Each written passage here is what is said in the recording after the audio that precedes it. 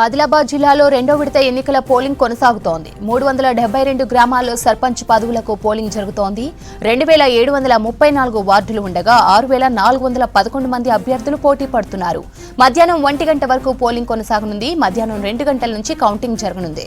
ఓటర్లు తమ ఓటు హక్కును వినియోగించుకోవడానికి తరలి వస్తున్నారు. కానీ చలి పంజా విసురుతుండడంతో ఓటర్లు పోలింగ్ కేంద్రాలకు రావాలంటే జంకుతున్నారు. దాంతో కొంత ఏదైతే నెమ్మదిగా పోలింగ్ ప్రక్రియ అవుతుంది. ముఖ్యంగా ఉమ్మడి ఆదిలాబాద్ జిల్లాలోని 372 గ్రామాల్లో సర్పంచ్ పదవులకి ఎన్నికలు నిర్వహిస్తున్నారు. ఇందులో అభ్యర్థులు 1396 మంది అభ్యర్థులు పోటీ చేస్తున్నారు. అదేవిధంగా వార్డు ఏవైతే కొమరంభీం జిల్లా, ఆదిలాబాద్ జిల్లా, నిర్మల్ జిల్లాలో మొత్తం వార్డులు రెండో విడత 2734 వార్డులు ఉన్నాయి. వీటికి 6411 మంది అభ్యర్థులు పోటీ పడుతున్నారు. ఈ విధంగా ఉమ్మడి ఆదిలాబాద్ జిల్లాలోని ఏవైతే ఎన్నికలు జరుగుతున్న ప్రాంతాలు ఉన్నాయో ఆ ప్రాంతాల్లో పటిష్టమైన బందోబస్తు మధ్య ఎన్నికలు నిర్వహిస్తున్నారు. ముఖ్యంగా ఆదిలాబాద్ జిల్లాలోని 119 గ్రామాలకి సంబంధించిన ఏవైతే గ్రామ పంచాయతీల్లో ఎన్నికలు నిర్వహిస్తున్నారు. అక్కడ ఏదైతే 119 గ్రామాల్లో 520 మంది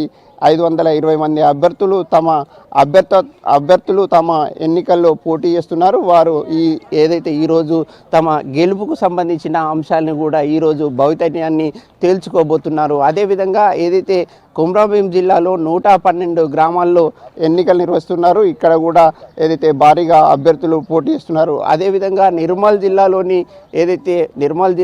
7 మండలాల్లో ఎన్నికలు నిర్వహిస్తున్నారు. 7 మండలాల్లో 121 గ్రామ పంచాయతీలకి ఎన్నికలు నిర్వహిస్తున్నారు. ఈ సందర్భంగా ఎవరైతే ఓటర్లందరూ కూడా కొంత చలి పంజా విసురుతున్న నేపథ్యంలో కొంత భయంతో ఉంది. ముఖ్యంగా ఓటర్లు ఓటు హక్కు వినియోగించుకోవడానికి రావాలంటే జంకుతున్న పరిస్థితి జిల్లాలో కనిపిస్తున్నాయి. ముఖ్యంగా అధికారులు మాత్రం విస్తృతమైన ఏర్పాట్లు చేయడం జరిగింది. పోలింగ్ ప్రక్రియ సందర్భంగా ఎవరైనా ఓటు హక్కును వినియోగించుకోవడానికి వచ్చే వారందరూ కూడా వినియోగించుకునే విధంగా ఏర్పాట్లు చేసిన పరిస్థితి కనిపిస్తుంది. అన్న, వసతులు ఎట్లా ఉన్నాయి ఇక్కడ? వసతులు అయితే బ్రహ్మాండంగా ఉన్నాయి, అనుకూలంగానే ఉన్నది. ఓటు హక్కు కూడా కరెక్టు, ఓటర్లు కూడా కరెక్టు, సంపూర్ణంగా శాంతిపరంగానే ఇస్తున్నాము. అంటే ముఖ్యంగా మీకు వచ్చే సందర్భంగా క్యూ లైన్లో కానీ ఎలాంటి సమస్యలు ఏమైనా ఉన్నాయా?